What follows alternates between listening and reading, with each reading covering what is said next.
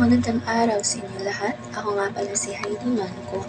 At bago kami magsimula, napapansin niyo ba na kapag nag-uusap tayo, ang ginagamit nating wika ay halo-halo na ang English at Filipino? Halimbawa, wait lang, kumakain pa ako. O I'm so tired ngayong araw. So, ang tatalakayin natin ngayon ay tungkol sa paggamit ng wika sa panahon ng modernisasyon. Ang modernisasyon ay tumutukoy sa pagbabago at pag-unlad ng mga bagay sa ating paligid tulad ng teknolohiya, komunikasyon at paraan natin ng paggamit ng ating wika. So, kalagayan ng wika sa iba't ibang sitwasyon. A. May mga sektor na nananatili ang pagkapuro ng wika. Ibig sabihin, may mga taong patuloy pa rin gumagamit ng purong wikang Pilipino. Halimbawa, tagapagsalita sa radyo o matatanda sa probinsya na bihirang gumamit ng salitang banyaga. B. May mga nagdadagdag o nagbabalot ng mga salita o titik. Ito ay dahil sa impluwensya ng teknolohiya o social media na nagkaroon ng mga bagong salita o usok tulad ng petmalu o malupit, where pa or power, at charot. C. May mga salitang unti-unting nawawala. Ito ay dahil hindi nga ginagamit ng mga kabataan, nakakalimutan na. Halimbawa, salitang pagsinta o kaibig-ibig na bihira na natin marinig ngayon. Bakit nawawala ang wika? A. Bumababa ang personal na interaksyon. Dahil sa pag-usbong ng teknolohiya, mas madalas na tayong nakatutok sa cellphone at internet kaysa sa pakikipag-usap sa personal, gaya ng text o chat o voice message.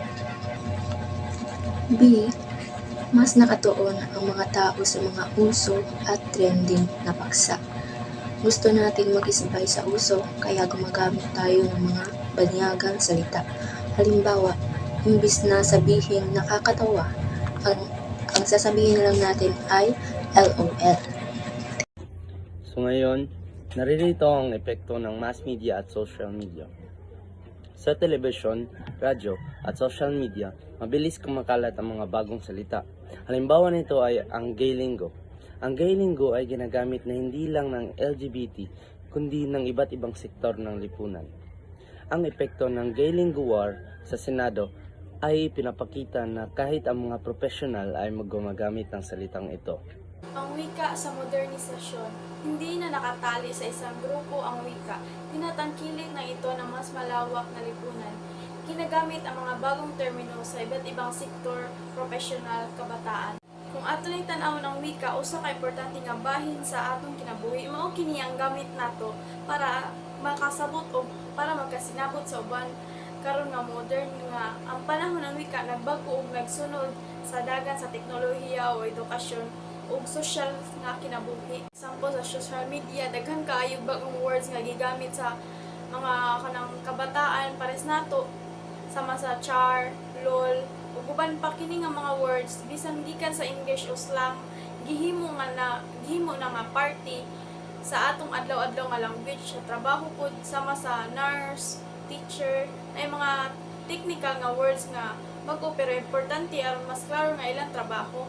Mao kini nga gitawag nga modernisasyon sa wika. Ang proseso nga language kaayuhan ani mas sayo nato magkasinabot bisan lain-lain tawag edad, trabaho o lugar. Ang wika karon dili lang pang usa ka grupo kundi pang tanan na ug mao ni ang nagkonektar sa atong tanan. Hamon sa wika. Hindi masama ang paggamit ng bagong salita, ngunit mahalagang huwag kalimutan ang tamang paggamit ng wikang pabansa. So kani siya, dili siya bati nga mo gamit mo pan kag bag-o nga language. Pero dili nato kalimtan ang ato ang own nga language. Ang ating wika ay dapat patuloy na gamitin at honorin. So kaning kuan dili nato siya pero nato gamiton ang ato ang own nga language, pero ato siyang develop sa mga dili kahibaw like mga Tagalog, Bisaya, Bisaya, mga ingon na.